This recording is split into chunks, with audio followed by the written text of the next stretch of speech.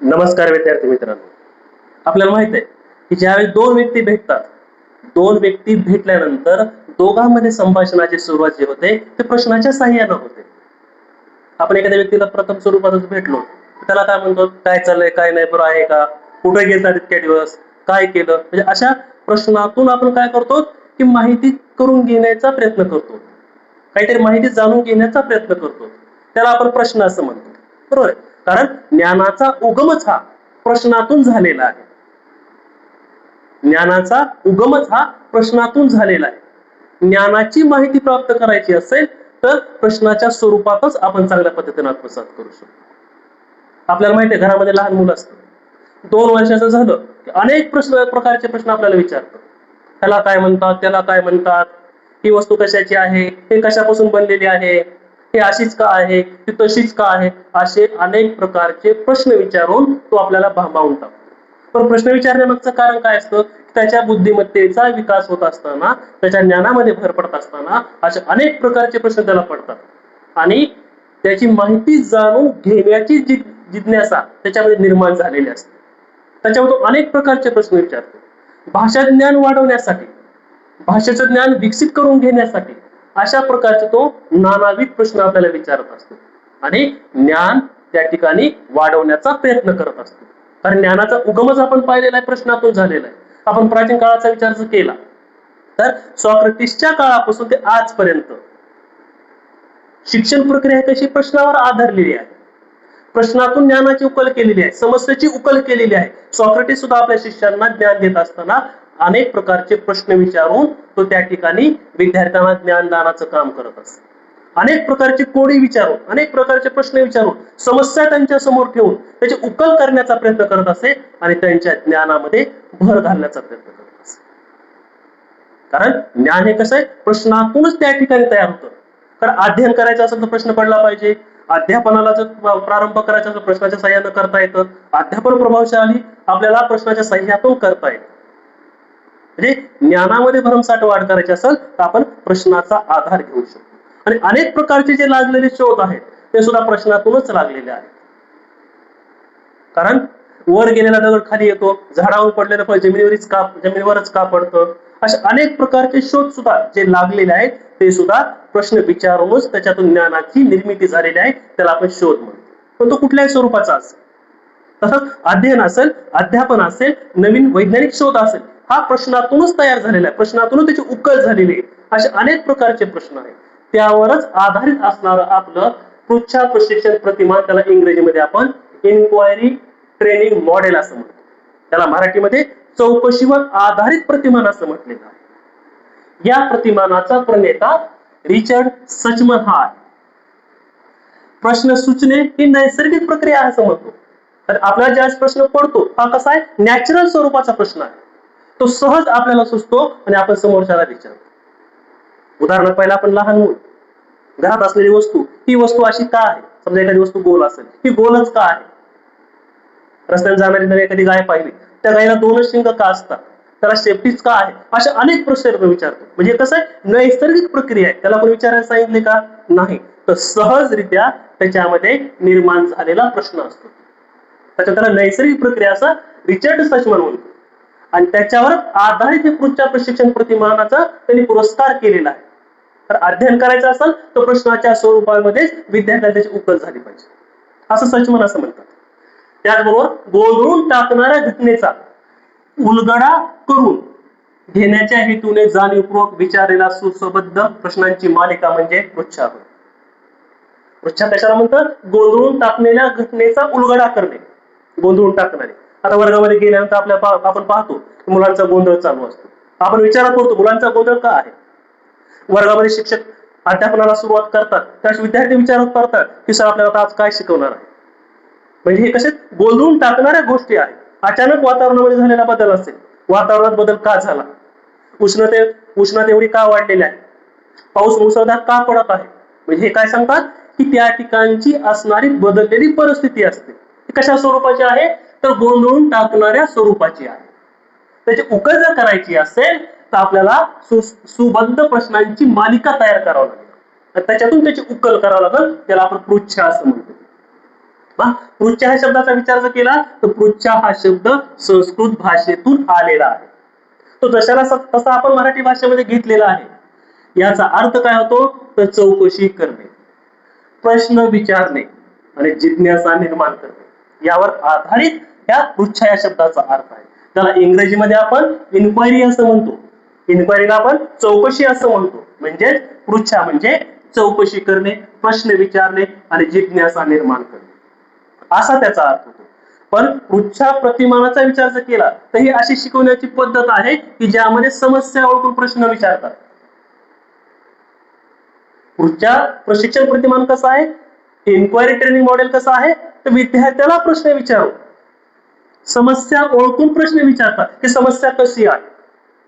त्या समस्येला अनुसरून त्या ठिकाणी प्रश्न विचारले जातात आणि त्याच्यावर उत्तरे शोधली जातात. त्याला पृच्छा प्रतिमान असं म्हटलं जातं. पृच्छा प्रशिक्षण प्रतिमान प्रश्न विचारण्याच्या सरावावर आधारित असणारं हे प्रतिमान आहे, मॉडेल आहे. त्याचा नमुना आपण त्या ठिकाणी पाहत आहोत. मग पृच्छा प्रशिक्षण प्रतिमानाचा विचार जर केला तर ही फक्त प्रश्न विचारण्याची पद्धती नाहीये, फक्त प्रश्न विचारण्याची पद्धती नाही तर त्याच्यामध्ये ज्ञानामध्ये भर पाडणं आहे. थोडक्यात सांगायचं झालं तर ही ज्ञान रचनावादावर आधारित एक अत्यंत प्रभावी पद्धती म्हणून त्याच्याकडे पाहिलं जातं. पृच्छा प्रशिक्षण प्रतिमान कशावर आधारलेले तर ज्ञान रचनावादावर आधारित असणारी पद्धती म्हणून सांगितलं. आपल्याला माहिती आहे ज्ञान रचनावाद कशाला म्हणायचं. एखाद्या संकल्पनेची ज्ञानाची छोट्या छोट्या घटकामध्ये केलेली विभागणी म्हणजे ज्ञान रचनावाद म्हणतो. ज्ञान रचनावादामध्ये ही विद्यार्थ्याची स्वयं अध्ययनावर आधारित असणारी पद्धती म्हणून ओळखली जाते. त्या ठिकाणी विद्यार्थ्याच्या अनुभवाचा आधार घेऊन नवीन ज्ञानामध्ये त्या ठिकाणी भर पाडली जाते. त्याच्यामध्ये विद्यार्थी हा कृतीशील राहतो. यावर आधारित असणारी ही ज्ञान रचनावादाची पद्धत आहे आणि ज्ञान रचनावादा आधारित पद्धतीवरच पृच्छा प्रशिक्षण प्रतिमान त्या ठिकाणी आधारलेले असं म्हटलं. पण ज्यावेळेस आपण पृच्छा प्रतिमानाचा विचार करतो त्यावेळेस उलगडलेली समस्या सोडवण्यासाठी किंवा गोंधळून टाकलेली घटनेचा उलगडा करण्यासाठी, एखादी निर्माण झालेल्या समस्येची उकल करण्यासाठी विविध प्रकारचे प्रश्न विचारून समस्या सोडवण्याचा प्रयत्न केला जातो. त्यावर आधारित असणारी ही पद्धती आहे. पण समस्येची उकल करायची असेल तर काय करावं लागेल, प्रश्नाच्या स्वरूपामध्ये त्याची रचना असणं आवश्यक आहे. मग प्रश्न कसे असले पाहिजेत, हो किंवा नाही याच्यापासून आपल्याला सुरुवात करावी लागेल आणि विद्यार्थ्याला प्रश्नाची रचना तयार करण्यासाठी त्यांना त्या ठिकाणी मोटिवेट करावं लागेल. त्याच्यावर आधारित शिक्षकाला वातावरणाची निर्मिती करणं आवश्यक आहे. विद्यार्थ्याने प्रश्न विचारला हो किंवा नाही मध्ये द्यावे लागेल आणि त्याच्यातून त्याला दुसरा प्रश्न तयार कसा करता येईल याचा सुद्धा त्या ठिकाणी विचार करणं आवश्यक आहे. त्या पद्धतीची रचना त्याच्यामध्ये असणं आवश्यक आहे. त्या पद्धतीवर आधारित हे मॉडेल आहे. मग या पृच्छा प्रशिक्षण प्रतिमानाचा विचार जर केला तर ह्याचं असणारं जे स्वरूप आहे ते कोणत्या स्वरूपामध्ये आहे आपण पाहू. त्याचं पहिलं स्वरूप सांगता येतं की ज्ञान रचनावादी स्वरूपावर आधारलेली पद्धती आहे. त्याचं स्वरूप कसं आहे, ज्ञान रचनावादावर आधारलेलं आहे. इन्क्वायरी बेस्ड ट्रेनिंग मॉडेल आहे. चौकशीवर आधारलेलं प्रतिमान आहे. विद्यार्थ्याच्या अनुभवाचा विचार करून नवीन ज्ञानापर्यंत घेऊन जाण्याची प्रक्रिया आहे. विद्यार्थ्याच्या अनुभवाच्या विश्वाचा विचार करून त्या ठिकाणी समस्या मांडल्या जातात. त्याची उकल कशी करता येईल याचा विचार केला जातो. पण त्याची केलेली रचना कशी आहे ही छोट्या छोट्या घटकामध्ये केलेली आहे. त्या ठिकाणी अध्यापन सूत्राचा आपण वापर करतो. ज्ञाताकडून अज्ञाताकडे त्याच्यावर आधारलेली प्रक्रिया म्हणू शकतो. ज्ञान रचनावादाचा विचार जर केला तर याच्यामध्ये शिक्षक हा फक्त मार्गदर्शकाच्या भूमिकेमध्ये असतो. विद्यार्थ्याला मार्गदर्शन करण्याचं काम करतो. त्याला योग्य दिशेनं कसं जाता येईल यासाठी दिशादर्शकाचं म्हणून त्या ठिकाणी काम करतो आणि विद्यार्थ्याची निरीक्षण क्षमता, तार्किक शक्ती, वैज्ञानिक शक्तीचा विकास करतो आणि त्या ठिकाणी त्याच्या ज्ञानामध्ये भर पाडतो. या बाबींचा त्याच्यामध्ये समावेश आहे.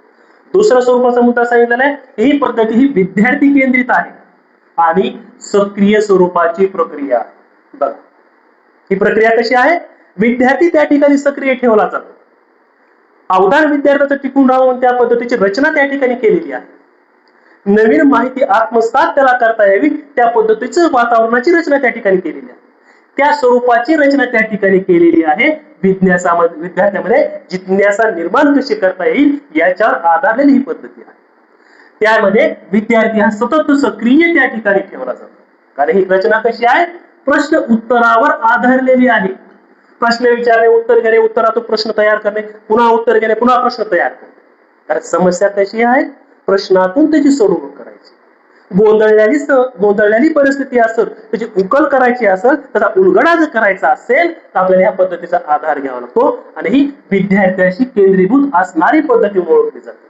विद्यार्थी हा केंद्रबिंदू त्या ठिकाणी मानला जातो आणि त्याचा विचार करून त्या पद्धतीचा वापर त्या ठिकाणी केला जातो. त्याच्यानंतर पुढलं स्वरूप सांगितलं होतं की शिक्षक हा मार्गदर्शकाच्या भूमिकेत असतो. शिक्षक कसा आहे, फक्त मार्गदर्शकाच्या भूमिकेमध्ये आहे, दिशा दर्शकाच्या भूमिकेमध्ये आहे. ज्या ठिकाणी अडचण येईल त्या ठिकाणी फक्त कुठल्या पद्धतीने जाणं अपेक्षित आहे याची माहिती देणं त्या ठिकाणी अपेक्षित आहे. विद्यार्थ्याला ज्ञान ग्रहण करत असताना अडचण येत असेल तर साधनाची उपलब्धता करून देणं आवश्यक आहे. त्याच्यामुळे शिक्षक हा मार्गदर्शकाच्या भूमिकेमध्ये त्या ठिकाणी आपल्याला दिसून येतो.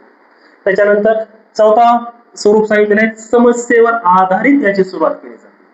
हे प्रशिक्षण कसं, पुढच्या प्रशिक्षण प्रतिमान कशावर आधारलेला आहे, तर समस्येच्या आधारावर त्याची सुरुवात केली जाते. विद्यार्थ्यासमोर समस्या ठेवली जाते आणि त्याच्यातून त्याची सुरुवात केली जाते. उदाहरणामध्ये पाहू आपण, एखादा दोन गिलासामध्ये पाणी ठेवलेलं आहे, 2 गिलास आहेत, त्याच्यामध्ये पाणी भरलेलं जातं आणि विद्यार्थ्याला प्रश्न विचारला जातो की दोन्ही ग्लासामध्ये पाणी हे समान आहे का, 2 ग्लास सारख्याच उंचीचे आहेत का, दोन्ही ग्लासचा रंग कसा आहे, सारखाच आहे का, होय किंवा नाही मध्ये प्रश्न विचारले. त्याच्यानंतर त्याच्यामध्ये 2 अंडे टाकले जातात, दोन्ही ग्लासामध्ये एक एक अंडा टाकला जातो. पण ते अंडे पाण्यामध्ये बुडत आहेत का, कोणत्या ग्लासातील अंडे पाण्यामध्ये बुडालेले आहे, अशा स्वरूपाचे प्रश्न विचारले जातात आणि समस्येची उकल करण्याचा प्रयत्न त्या ठिकाणी केला जातो. म्हणजे गोंधळून टाकणारी परिस्थिती आहे. आता 2 गिलास आहेत, 2 गिलासामध्ये पाणी आहे, पण कशात कमी आहे आणि कशात जास्त आहे असा प्रश्न आहे का सारख्याच प्रमाणामध्ये आहे, असे प्रश्न विचारून समस्येची उकल करण्याचा प्रयत्न केला जातो. त्यानंतर पुढला सांगितलेला आहे, वैज्ञानिक दृष्टिकोनाचा वापर त्या ठिकाणी केला जातो. त्याचबरोबर तार्किक पद्धतीचा विचार त्या ठिकाणी केला जातो.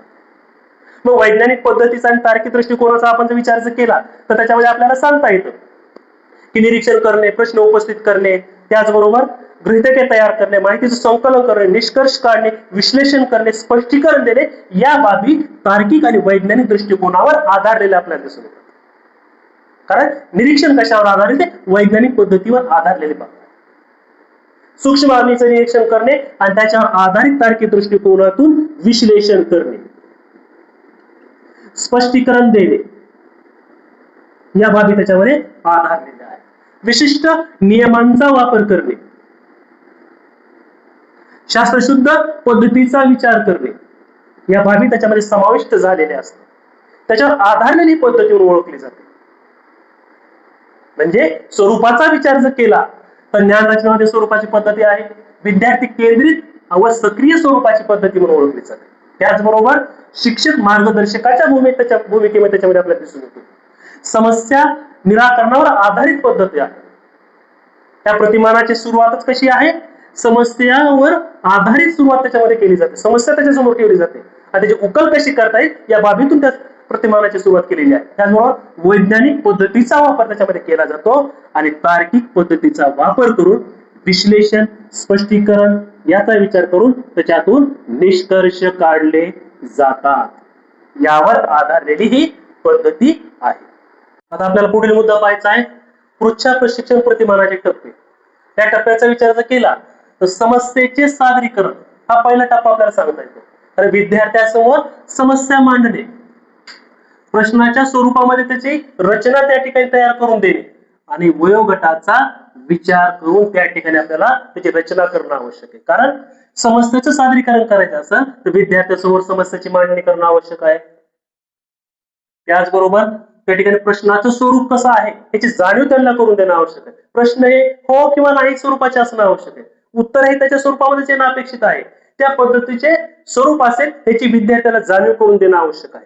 त्याचबरोबर विद्यार्थ्याच्या वयोगटानुसार त्या ठिकाणी समस्येची रचना असणं आवश्यक आहे. त्या पद्धतीचं स्वरूप त्या ठिकाणी असणं आवश्यक आहे, कारण त्याच्यातून विद्यार्थ्याची निरीक्षण क्षमता, दिग्दर्शन क्षमता आणि प्रयोग करण्याची क्षमता त्या ठिकाणी विकसित होते, त्याचा वापर केला जातो आणि त्याच्यातून त्या समस्येचं सादरीकरण आणि त्याची उकल करण्याचा मार्ग त्या ठिकाणी दिसतो. त्याच्यानंतर दुसरा टप्पा आहे माहितीचे संकलन व त्याची पडताळणी करणे. माहितीचं संकलन आणि त्याची पडताळणी करायची. एखादी घटना असेल, वस्तू असेल, गुणधर्म असेल, परिस्थिती असेल, याची माहिती त्या ठिकाणी विद्यार्थी काय करतो, प्रश्नाच्या स्वरूपातून त्याचं संकलन करत असतो आणि संकलन केलेल्या माहितीचं त्या ठिकाणी पडताळणी करण्याचं काम त्या ठिकाणी करताना आपल्याला दिसून येतं. हे दुसऱ्या टप्प्यामध्ये आहे. घटना, वस्तू, गुणधर्म हे परिस्थिती कशीही असेल तर त्याची माहिती त्या ठिकाणी संकलित केली जाते, त्याची पडताळणी करण्याचं काम त्याच्यामध्ये केलं जातं आणि ज्ञानामध्ये भर त्या ठिकाणी पडली जाते. तिसरा टप्पा आहे माहितीचं संकलन व प्रयोग या बाबीवर आधारलेला टप्पा आहे. माहितीचं संकलन आपण केलेलं आहे. माहितीचं संकलन म्हणजे घटना असतील, गुणधर्म असतील, वस्तू असेल किंवा परिस्थिती असेल, त्याचं आपण संकलन केलं त्या माहितीचं. त्याच्यानंतर त्याच्यावर प्रयोगाच्या स्वरूपामध्ये त्याची मांडणी केली जाते. जर तरचा विचार केला जातो. असे केले तर काय होईल, म्हणजे असे आहे तर असं केल्यास काय होईल, म्हणजे ज्याच्यामध्ये जर किंवा तर प्रश्नाचा विचार केला जातो, म्हणजे प्रयोगावर आधारित असणारा तिसरा टप्पा आहे. त्या ठिकाणी प्रयोगाच्या स्वरूपामध्ये त्याची रचना केली जाते, मांडणी केली जाते. दगड वर टाकल्यानंतर जमिनीकडे येतो, कशामुळे? गुरुत्वाकर्षणाचा नियम आहे. पण खालची वस्तू आकाशाकडे का जात नाही, तर त्याच्या ठिकाणी केलेला विचार असं आहे तर तसं का नाही, कारण पृथ्वीच्या गुरुत्वाकर्षणामुळे आकाशाकडली वस्तू जमिनीकडे खेचली जाऊ शकते, पण आकाशात गुरुत्वाकर्षण कमी असल्यामुळे पृथ्वीवरची वस्तू आकाशाकडे खेचली जाऊ शकत नाही. हा प्रयोगातून त्या ठिकाणी सिद्ध करता येईल. त्याच्यानंतर तिसरा आहे स्पष्टीकरण आणि चौथा आहे विश्लेषण. आता दोन्हीचा विचार जर केला तर आपल्या जवळपास दोन्ही संकल्पना सारख्याच वाटतात, पण संकल्पना स्पष्टीकरणाचा विचार जर केला तर स्पष्टीकरण कशाला म्हणतो? एखादी गोष्ट का व कशी घडली याची माहिती त्याच्यामध्ये सांगितली जाते, त्याला आपण स्पष्टीकरण असतं. एखादी गोष्ट का व कशी घडली हे ज्यावेळेस सांगितलं जातं त्यावेळेस स्पष्टीकरण दिलं असं म्हणतो. मग समस्या कशी असेल त्याचं केलेलं स्पष्टीकरण. उदाहरणामध्ये आपण जर पाहिलं तर सायकलला पॅन्डल मारल्यानंतर त्या ठिकाणी चेनच्या साह्यानं चाक फिरलं जातं. ही चालणारी कशी प्रक्रिया आहे? सलग चालणारी प्रक्रिया आहे. पॅन्डल मारल्यानंतर सायकलला गती येते, वेग प्राप्त होतो. आता काय केलंय, त्याचा संबंध त्या ठिकाणी स्पष्ट केलेला आहे. हे स्पष्टीकरणातून सांगितलं. विश्लेषणामध्ये काय सांगितलं जातं? गुंतागुंतीचे जे भाग असतात त्या प्रत्येक लहान लहान भागाचं त्या ठिकाणी वर्गीकरण केलं जातं, त्याला आपण विश्लेषण म्हणतो. स्पष्टीकरणामध्ये घटना का घडली व कशी घडली याच्याविषयी माहिती सांगितली जाते आणि विश्लेषणामध्ये गुंतागुंतीच्या लहान लहान भागाची वर्गीकरण त्याच्यामध्ये केलं जातं. उदाहरणार्थ सायकलला हँडल असतं, पॅन्डल असतं, चेन असते, चाकं असतात, ते विविध भागाचं वर्णन त्याच्यामध्ये केलं जातं, वर्गीकरण केलं जातं, त्याला आपण विश्लेषण म्हणतो. याच्यावर आधारित हे पृच्छा प्रशिक्षण प्रतिमान आहे, त्याचे असणारे हे एकंदरीत 5 टप्पे आपल्याला सांगता येतात. त्या 5 टप्प्याच्या साहाय्यानं समस्येची उकल करता येते, ज्ञानामध्ये भर पाडता येते, प्रश्नांची रचना करता येते आणि उत्तर त्या ठिकाणी आत्मसात केले जातात, प्रयोग केले जातात, पडताळणी केली जाते, निष्कर्ष घेतले जातात आणि स्पष्टीकरण विश्लेषण त्या ठिकाणी केलं जातं आणि आपल्या ज्ञानामध्ये भर पाडण्याचं काम विद्यार्थी त्या ठिकाणी स्वयं अध्ययनातून करताना आपल्याला दिसतं. मग पृच्छा प्रशिक्षण प्रतिमानाचं किंवा इन्क्वायरी ट्रेनिंग मॉडेलचा विचार जर केला तर त्याचं असणारं शैक्षणिक महत्व काय असेल आपल्याला लक्षात येईल. त्याचं आपल्याला पहिलं शैक्षणिक महत्व सांगता येतं की विद्यार्थ्यामध्ये वैज्ञानिक दृष्टिकोनाचा विकास होतो. वैज्ञानिक दृष्टिकोनाचा विकास म्हणजे काय? त्याच्यामध्ये प्रयोगाच्या साह्याने, चिकित्सक दृष्टिकोनाच्या साह्यानं पडताळणी करून तो ज्ञानामध्ये भर पाडत असतो, त्याला आपण वैज्ञानिक दृष्टिकोन म्हणतो. दुसरा आहे उच्च पातळीवरील विचार कौशल्यांना त्या ठिकाणी चालना दिली जाते. उच्च पातळीवरील विचार कौशल्यांना चालना दिली जाते. ते उच्च पातळीवरील विचार कौशल्य कोणते असतील? विश्लेषण असेल, स्पष्टीकरण असेल, मूल्यमापन असेल आणि नवनिर्मिती असेल, सृजनशीलता असेल, या बाबी त्याच्यामध्ये समाविष्ट आहेत. याचा विचार त्या ठिकाणी केला जातो, या बाबीवरती भर दिला जातो आणि का व कसे असे प्रश्न त्याला विचारले जातात. आणि त्याच्यातून विश्लेषण, स्पष्टीकरण, मूल्यमापन, नवनिर्मिती या बाबींचा विकास होतो. हे उच्च पातळीवरील विचार कौशल्य आहे. त्या बाबींचा त्या ठिकाणी विचार केला जातो आणि त्याच्यातून त्या कौशल्यांचा विचार करून, विकास करून कौशल्यांना चालना देण्याचं काम केलं जातं. त्याच्यानंतर तिसरं आहे, ज्ञान हे दीर्घकाळ टिकून राहते. ज्ञान कसं आहे, दीर्घकाळापर्यंत टिकून राहते. कारण स्वयं अध्ययनावर आधारलेली पद्धती आहे, ही प्रक्रिया आहे ज्याच्यामध्ये विद्यार्थी स्वतः प्रश्नाची रचना करतो, उत्तरांचा शोध घेतो, शोधलेल्या उत्तरांची पडताळणी करतो, त्याच्यावर आधारित त्या ठिकाणी ज्ञानाची रचना केलेली असते. त्याच्यामध्ये दीर्घकाळ स्मरणात राहते. आणि स्वयं अध्ययनाची पद्धती आहे त्याच्यामध्ये जिज्ञासा व कुतूहल टिकून त्या ठिकाणी राहताना आपल्याला दिसून येतो. आणि कुठली गोकर्णपट्टीवर आधारलेली पद्धती नाही, व्याख्यानावर आधारलेली पद्धती नाही. ही कशी आहे, ज्ञान निर्मिती करत असताना विद्यार्थ्याचं कुतूहल आणि जिज्ञासा टिकून ठेवण्याचा प्रयत्न केला जातो. विद्यार्थ्यांना त्याच्यामध्ये आवड निर्माण केली जाते आणि प्रत्येक पायरीवरती आपल्याला काहीतरी नवीन शिकायला भेटेल या बाबीचा विचार केला जातो. त्याच्यामुळे विद्यार्थीचा असणारी जिज्ञासा आणि कुतूहल हे शेवटपर्यंत टिकून राहतं. या ठिकाणी विद्यार्थी कसा आहे, सतत कृतीशील आहे, सतत कृतीशील आहे, तसं अवधान त्या ठिकाणी टिकून राहतं. त्याच्यामुळे जिज्ञासा आणि कुतूहल त्या ठिकाणी आपल्याला कायम स्वरूपी टिकलेलं दिसून येतं. त्याच्यानंतर पुढलं आहे, स्वयं अध्ययनाची सवय लागते. या पद्धतीमध्ये काय केलं जातं, विद्यार्थ्यांना प्रश्न विचारून समस्या त्यांच्या समोर मांडून त्यांच्याकडून उत्तर काढलं जातं, त्याची पडताळणी करायला त्यांना लावली जाते, त्याचे निष्कर्ष त्यांना काढायला लावले जाते. त्याच्यातून विद्यार्थी स्वयं अध्ययन करतो, माहिती आत्मसात करतो. आणि माहिती आत्मसात करत असताना पूर्व अनुभव आणि नवीन आलेला अनुभव याचं एकत्रीकरण करतो. त्याच्यामुळे ही स्वयं अध्ययनाची पद्धती आपल्याला त्या ठिकाणी सांगता येऊ शकते. विद्यार्थी स्वयं अध्ययनासाठी प्रवृत्त होतो आणि त्याची सवय त्या प्रतिमानातून विद्यार्थ्याला लागलेली आपल्याला दिसून येतं. पुढलं महत्व आहे, समस्या निराकरण क्षमता विकसित होते. एखादी समस्या निराकरणाची क्षमता त्या ठिकाणी विकसित झालेली आपल्याला दिसते. आपण विद्यार्थ्यांसमोर काय करतो, समस्या मांडतो आणि समस्याची उकल करण्यासाठी प्रश्नांची रचना तयार करून देतो आणि त्या प्रश्नाच्या रचनेच्या सहाय्याने विद्यार्थी काय करतो, ती समस्या सोडवण्याचं त्या ठिकाणी काम करतो. त्याच्यामुळे काय होतं, विद्यार्थ्यासमोर एखादी समस्या जरी निर्माण झाली तर तो त्या टप्प्यांचा वापर करून त्या समस्येचं निराकरण चांगल्या पद्धतीनं करू शकतो. त्यावर आधारित पद्धती. त्याच्यामुळे तो एक आपल्याला त्याचं महत्व त्या ठिकाणी सांगता येतं. त्याच्यानंतर शेवटचा आहे, अभिव्यक्तीचा विकास होतो. या प्रतिमानातून विद्यार्थ्याच्या अभिव्यक्तीचा विकास होतो. काही पद्धती स्वयं अध्ययनावर आधारित आहे. शिक्षक त्या ठिकाणी फक्त मार्गदर्शकाच्या भूमिकेत आहे. विद्यार्थी स्वतःहून ज्ञानाची रचना करतो, माहिती आत्मसात करतो, प्रयोग करतो, निष्कर्ष काढतो, पडताळणी करतो, स्पष्टीकरण देतो, विश्लेषण करतो आणि स्वतःच्या अभिव्यक्तीचा त्याच्यातून विकास होताना दिसून येतो. त्याच्यामुळं ही पद्धती अत्यंत उपयुक्त आणि महत्वाची आपल्याला त्या ठिकाणी सांगता येते. त्याच्यामुळं पृच्छ प्रशिक्षण प्रतिमानाचं शैक्षणिक महत्वाचं म्हणलं, वैज्ञानिक दृष्टिकोन सांगता येतो, उच्च पातळी विचार कौशल्यांचा विकास त्या ठिकाणी होताना आपल्याला सांगता येतो. त्याचबरोबर ज्ञान दीर्घकाळ स्मरणात राहते, टिकून राहते, हे त्याचं महत्व सांगता येतं. विद्यार्थ्यांचा जिज्ञासा आणि कुतूहल त्या ठिकाणी टिकून राहण्यासाठी ही पद्धती चांगल्या पद्धतीने उपयुक्त आहे असं सांगता येतं. ही पद्धती स्वयं अध्ययनावर आधारित असल्यामुळं त्या ठिकाणी विद्यार्थ्यांना स्वतःहून अभ्यासाची, अध्ययनाची सवय त्या ठिकाणी लागते. त्याच्यामुळं कुठलीही समस्या निर्माण झाली त्याचं निराकरण करण्याची क्षमता त्याच्यामध्ये विकसित होते. त्याचबरोबर विद्यार्थ्याच्या अभिव्यक्तीचा विकास त्या ठिकाणी आपल्याला होताना दिसून येतो.